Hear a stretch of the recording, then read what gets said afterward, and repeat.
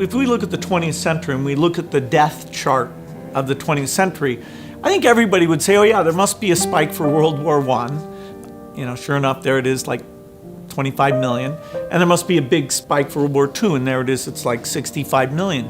But then you'll see this other spike that is as large as World War II right after World War I. And most people, a lot of people would say, well, what? What was that? Well, that is Spanish flu.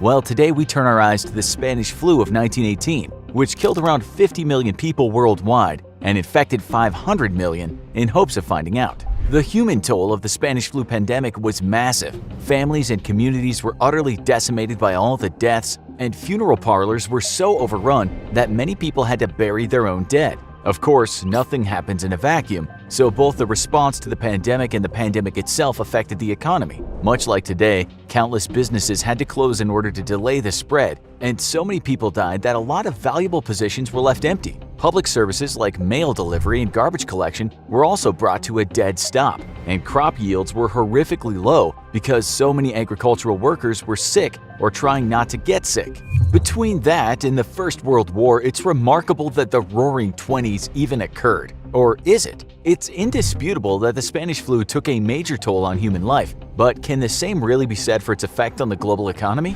Let's take a more detailed look at the economic aftermath of the Spanish flu to find out. It can be surprisingly difficult to analyze the economic impact of the pandemic because its effects on the financial world are difficult to disentangle from the effects of World War I as a whole. The World Economic Forum estimates that the average GDP and consumption per capita fell by 6% and 8%, respectively. But there's still significant gaps in the data. If World War I hadn't occurred just prior, we may have been looking at a completely different set of circumstances, but that's not the world we live in. During the outbreak itself, the economy totally stalled, as businesses and events were shut down worldwide. Unlike many diseases which typically target the young, sick, and the elderly, the Spanish flu killed a disproportionate number of men and women aged 15 to 44. As a result, in the immediate aftermath of the disease, when businesses finally reopened, they were faced with massive labor shortages thanks to the huge number of deaths from people in prime working age. Interestingly, for the remaining workers, there were actually wage increases because the post-flu economy put a real premium on labor.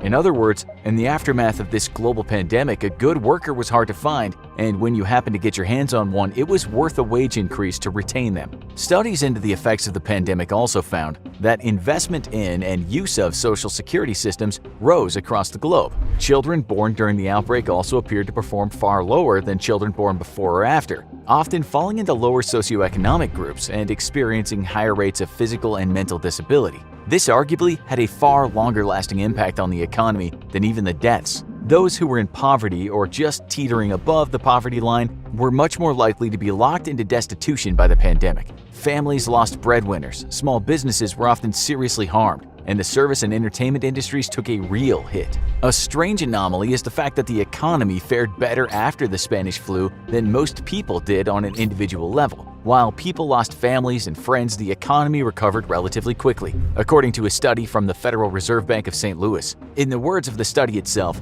the Spanish flu pandemic was a permanent influence not on the collectivities but on the atoms of human society, individuals. The real surprise of the Spanish flu's effect on the economy was that these effects were really nothing special in the long term. The outbreak was directly followed by the 1920s, held up by many as one of the greatest periods of economic prosperity in American history until the 1929 crash, which had literally nothing to do with the outbreak prior. How was it possible for such a huge catastrophe to have such an underwhelming effect on global economic systems? Well, there are some theories. For example, the economy was significantly less centralized in 1918 and 1919, meaning different areas bore the brunt of their own miniature economic struggles, rather than experiencing every nationwide catastrophe as a single devastating punch. On top of that, because the second wave of the Spanish flu occurred during the First World War, it had no supply chains to disrupt, and the overall effect barely registered on the stock market as more than a blip.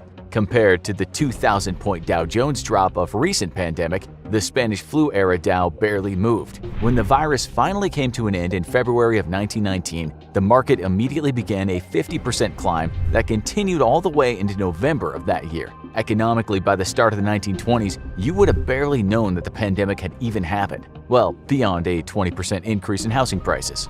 Thanks for watching this episode of The Infographic Show.